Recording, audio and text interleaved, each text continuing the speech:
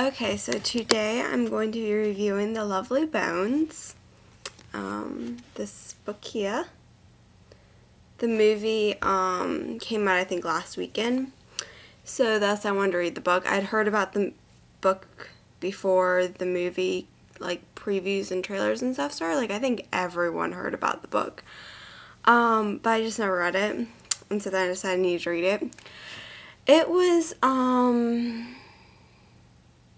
maybe not like for as popular as it was, for as like hugely popular as it was, I wasn't that impressed, but it's overall a really good story. What it is Susie Salmon, this 15-year-old girl, is murdered, and you know who her murderer is, and you see the entire novel through her eyes as she's looking down from heaven on everyone. So she kind of sees what everyone's doing at the times that they're doing it, and is able to keep tabs on her entire family, is watching over her entire family throughout the entire book. And it's really interesting as she watches all these people and like how their lives have changed and what's happened, basically because she was murdered. Like so many things in the book happen, so many relationships form for the simple fact that she was murdered. This one girl, Ruth, is in Susie's grade, and Susie brushes past her on her way to heaven. Like as she's dying, as she's leaving Earth, she accidentally brushes past her. And because of that, Ruth will always kind of be haunted, goes on throughout life and like sees dead people. Her dad knows after like, the guy who did it, it's George Harvey. I'm not spoiling anything here because you find this out, I think, in the first chapter of the book. He lives in the neighborhood, no children, no, yes? Okay. So, I was talking about, The Lovely Bones and the book and all that good stuff when my brother came in and asked me to help him study for a psychology test that he has tomorrow. And he hands me this list of like handwritten notes that, looking at, I realized very quickly are not his because they're an illegible scroll, and they're very, very brief definitions, with like very few examples and everything. They're very, like, it was 3 pages for like all of the test notes.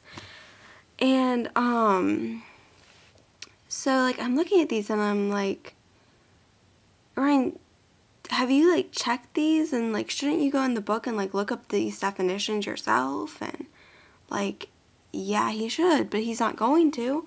It was, so yeah, so I'm like, Ryan, I don't know how to help you study for these, because I mean, like, I remember a little bit from psychology, but I don't remember that much, and I can't give you good like examples on these because I just don't know how to explain them. I don't know what half the words are because I can't read them.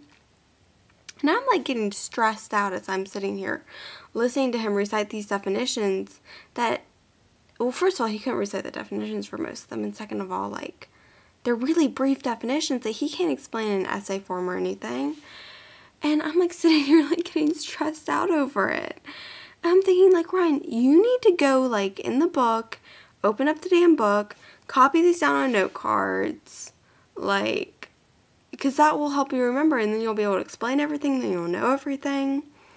And he's just like, Natalie, it's like 9 o'clock at night, and I'm not gonna do that because I don't have time to do that now, Natalie. I'm like, but you sat there watching SportsCenter for 3 hours and took a 3-hour nap today. You had time to do that, but you don't have time to study. Okay, yeah. Okay. And then he complains about getting bad grades. I mean, like, I'm sitting here stressed out over the test that he's having tomorrow. He's not stressed about it. I'm stressed about it because I know that he's ill-prepared for it.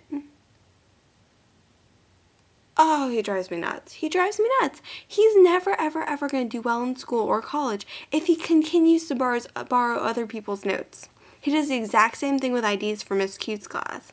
He borrows people's notes for the IDs, so he never copies them all down himself. He does like half and half. He'll do like half of them, and someone else will do like half of them.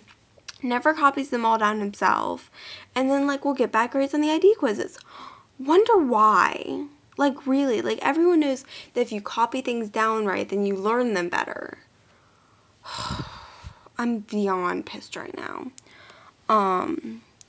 So yeah, Lovely Bones. I was gonna talk about it and now I just kind of can't think straight anymore. But I plan to keep doing these book reviews. I'm not gonna tell you more because you'll probably go see the movie or whatever. I'm gonna give, out of 5 stars, I'm gonna give the book a 3.5, maybe a 4. 3.75. I'll give it a 3.75. Yeah, that's what I'll give it. 3 3/4 stars. So yeah, I mean, it's a good book. It's not a great book. I don't understand because it had so much hype around it. I thought it would be better. It's really good. It's just not that good, you know? Okay. I think the movie is actually going to wind up being even better than the book was, because just from what I've seen in the movie and the way that they're portraying things that they have in the book, it's just visually amazing. And the guy who's playing the murderer, who's playing George Harvey, is actually the same guy who was in The Devil Wears Prada. Can't think of his name right now. And yeah, it's hilarious because he looks nothing like himself at all. Like he's completely disguised in this character. So yeah. In the doobly-doo is a link to the Golden Globe nominations, where I think you'll notice that Glee and True Blood were both nominated. Woo! I'm so happy. Also, I think it's really funny, Justin Timberlake's like reaction to Emily Blunt's nomination, because John Crusoe, which I think you already know who's in The Office,